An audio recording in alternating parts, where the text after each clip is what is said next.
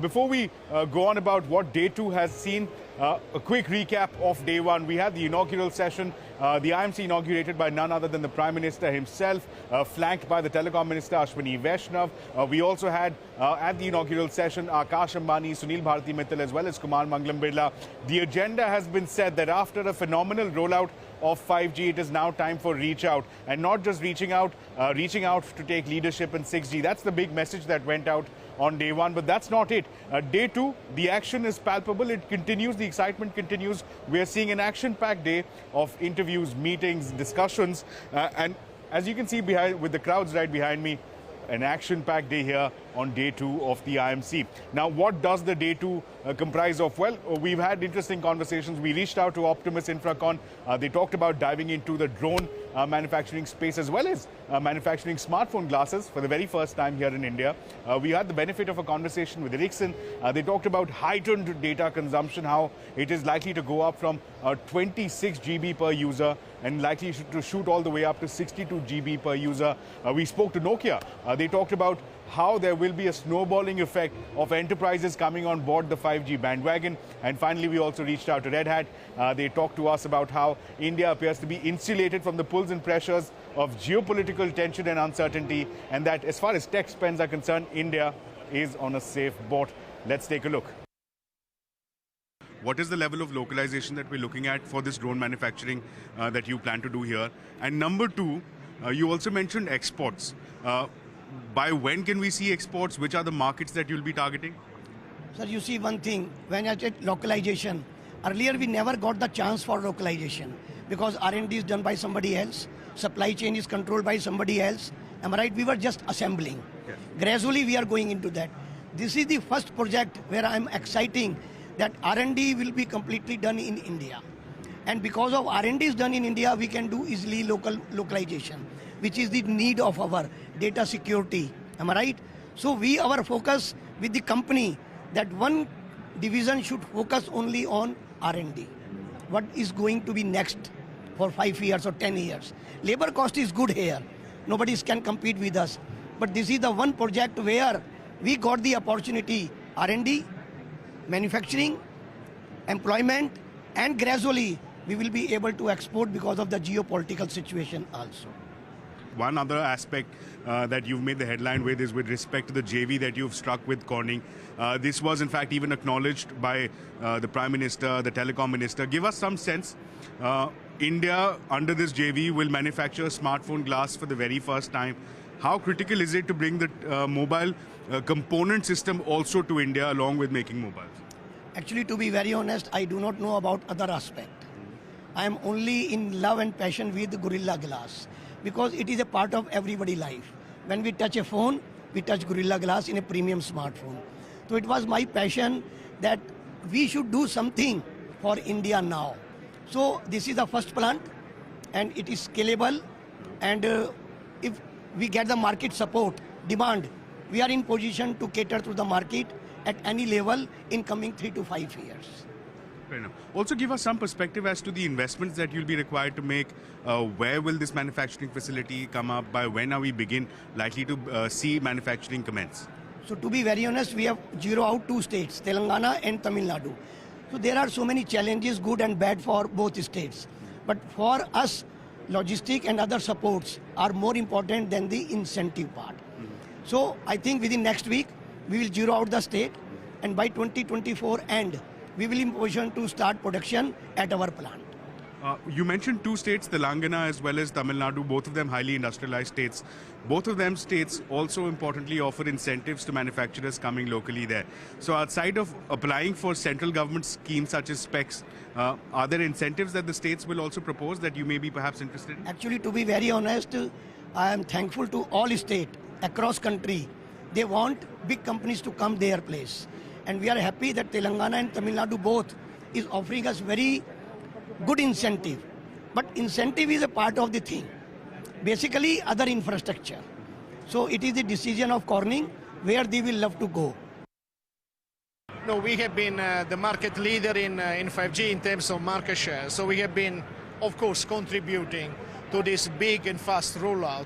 during the last 12 months. So India is the second market in terms of sales in the world, as you can read in our Q3 report, representing 15% of the global revenue. So of course it is important, but more importantly than that is the way India is developing as a country. So the opportunity is in the fact that we can give, but also take a lot of learning from India, more than in other places. Speaking of learnings, one learning that we've had seeing the 5G rollout is that there is a fair amount of motivation at the consumer level to make the transition from 4G to 5G. Are we seeing enough use cases and motivation by the enterprises to also come on board, or is that something that will perhaps need some time to snowball into something bigger?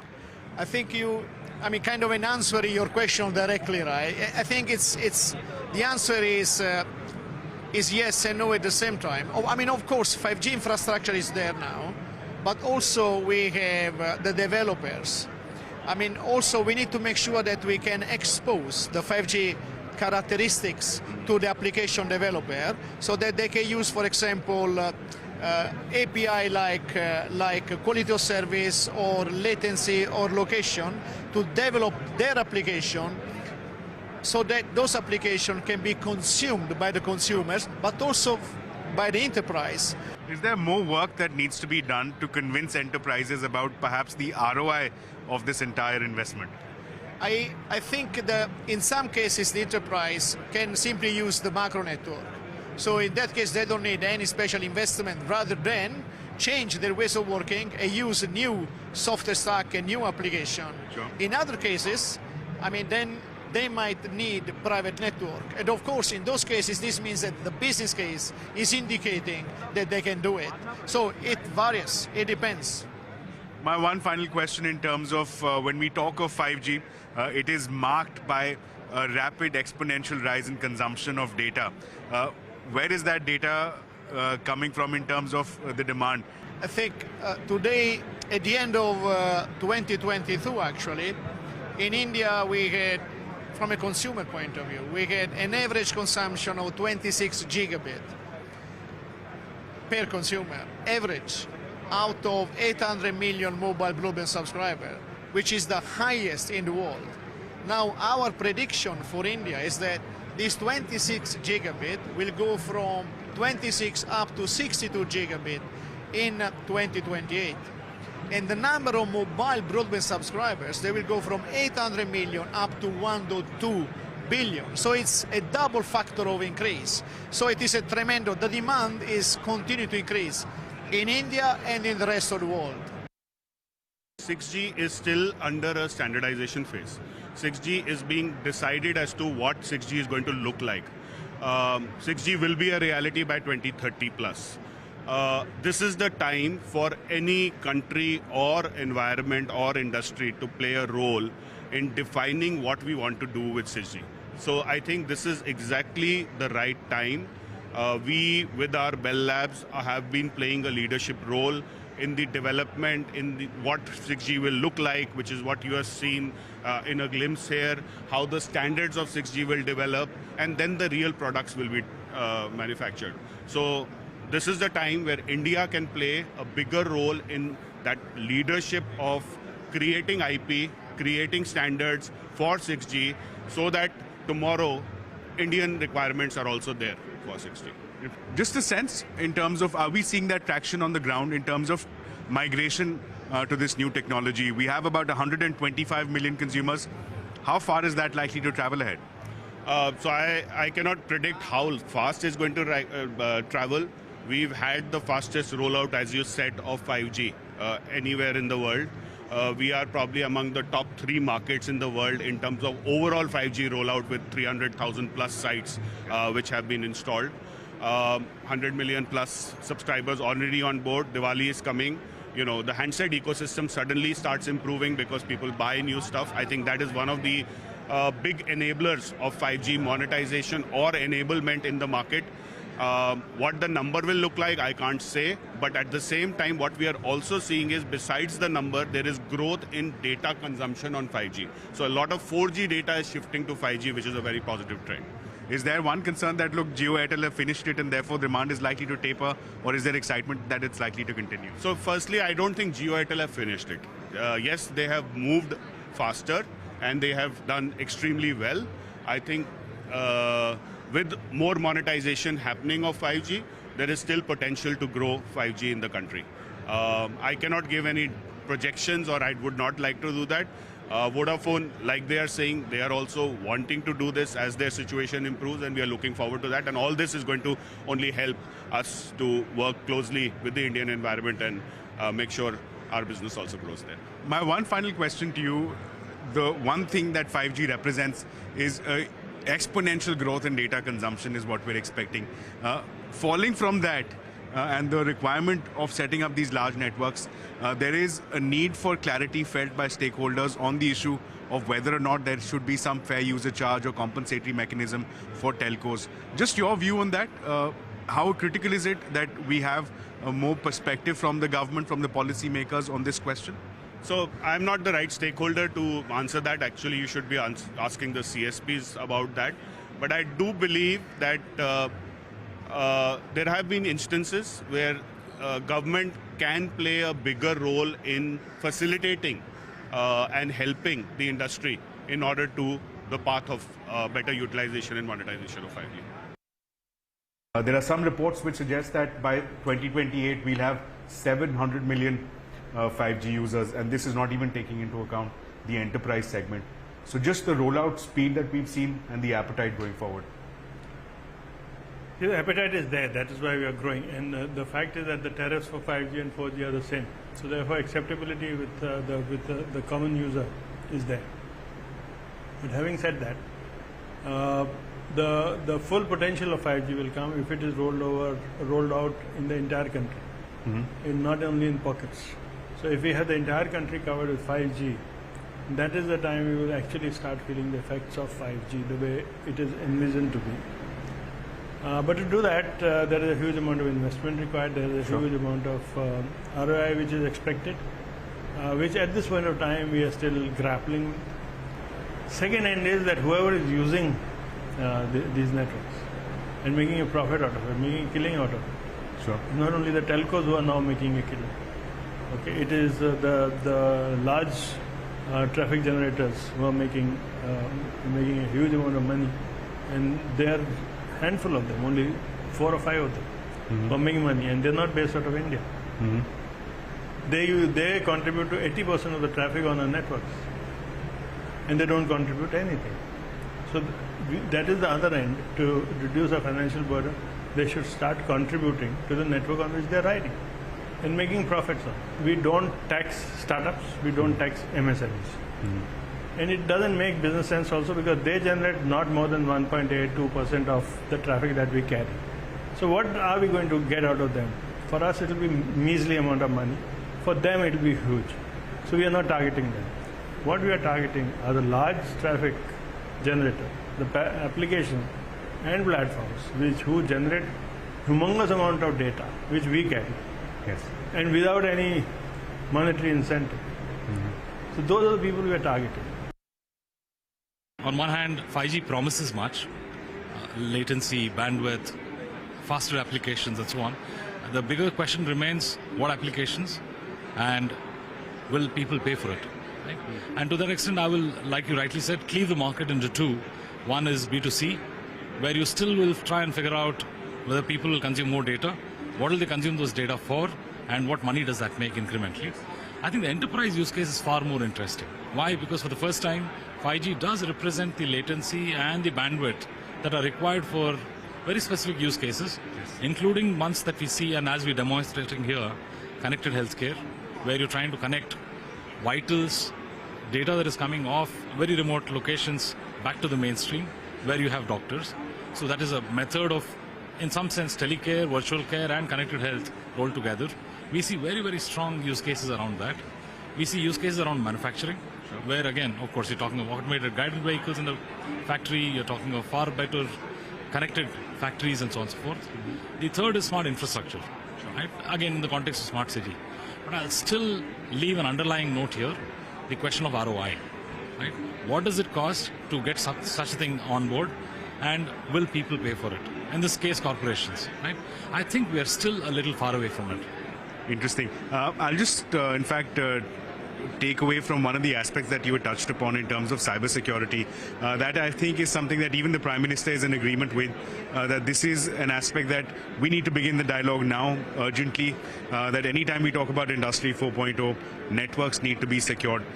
How critical is that, and how far behind the curve are we, if at all, in terms of the efforts that the private sector or the public sector may have made to come on board? Yeah, see, if you're talking specifically of 5G, I think we are still just about starting the journey. And to be frank, it's not that the rest of the world is much further ahead either. Simply because the context of cybersecurity is that it's a bit of a chore police game. So it's not about when you started running. It's simply about where you are right now. We're standing here at IMC, the 7th edition. You bring something unique here. You're talking about a solution based on a chipset that you develop, which could revolutionize, in your words, the broadcast and the telecom space. Give us some color as to what this transmitter seeks to do, what are the potential use cases, and how do you seek to monetize it? Yeah, so it's, in simplest terms, it's mobile TV in some sense, but we call it direct to mobile. It's a technology that's an out-of-band spectrum that delivers content, video content, directly to consumers on the phones and any other devices without the need for a SIM card or without the need for a data plan. Right? That reduces the cost of, reduces the barrier for digital exclusion. So a lot of people can actually start watching content, curated content on their phones, especially in public use cases like education, infotainment, and so on and so forth. So this technology has been brewing for about 7-8 years now. It's based on our indigenous chipsets that we've been developing for last 10 years. And some of these radios that you see here are also designed and developed in India. They are equivalent to your 5G, 4G base stations, but it's like a mini TV transmitter in a small box. So for example, we can then have CNBC directly going to consumers, bypassing the internet in some sense, right, to a larger catchment area at a much reduced cost to the consumer. So in fact, today, our average data consumption is about 23 GB per month, which is the highest anywhere in the world, right? And this 23 GB is soon going to go into 40 GB. There's a Moore's law we have found out that lurks there, where every 3 years our data consumption is doubling, and the video content consumption is doubling. Ericsson is pitching that number at 62 GB by 2020. By another 3 years, it will be about 45, 46 GB is what we are predicting right now from our, extrapolating from our past data that's happened. Now, this kind of data puts a serious load on the networks, and that congests the networks. Right now we are having trouble as well. So this technology helps alleviate some of those problems in a much simpler way. So it's integrating the traditional TV and the telecom network together, converging both broadband and broadcast networks, which is the future of what the future is in some sense. Are you getting feelers from the industry? What does it look like by when we can expect this technology to be commercialized? Yeah, this is a non-linear bet, right? So we are now at our fag end of our journey, where we are now going to commercialize this maybe in a year and a half's time in India for the world, right? So for the first time, we'll have something actually designed, developed in India, hardware technology, deep tech technology developed in India and exported to the rest of the world. Engaging conversations there on day 2 of the IMC, but it's not just about the big voices. We're also here to bring you a glimpse of what the future of tech could look like. We're heading into a small break, but on the other side, stay with us. We get you a glimpse of what 5G and its applications could look like in your daily lives.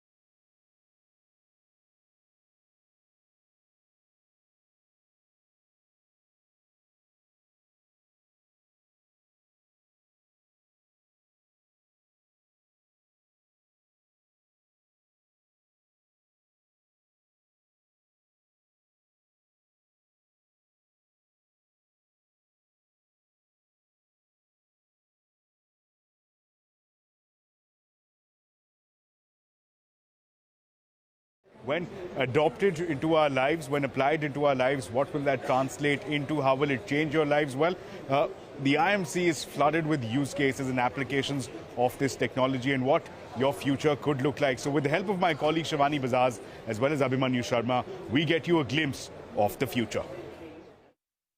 Well, the Government of India has been focused on the skill development among youth for better livelihood. But the accessibility of the skill development programs is still a problem. But here at the India Mobile Congress, there is an innovative solution for everything. Presenting the Skilling on the Wheels, an initiative by the Telecom Sector Skill Council that moves from village to village in buses and tempos that convert into mobile classrooms. I'm currently joined by Mr. Arvind Bali, who's the CEO of Telecom Sector Skill Council, which has innovated the Skilling on the Wheels vehicle, and he's going to tell us how this vehicle goes in the rural areas and develops the skilling among the rural youths. Basically, we have got different types of vehicle. This is one of the smallest vehicle we have got. So what we have in this, we have got a TV. On that TV, you know, like it can be kept on the hood or somewhere, and then you can run digital content, you can show them the videos, and also this inside space is to create a lab. So you can have a handset repair lab or fiber splicing lab and all that can be done. So every week they go to a new village, get all the students there, give them the exposure, give them the local training, and then, you know, move to the next town. Right now, I'm standing at a very impressive and interesting showcase of the 6G technology here at the Nokia exhibit in the India Mobile Congress. Let me show you this piano keys that you see behind me. They actually move with the 6G technology. Let me just show you, when I walk, the signal catches it and the keys play.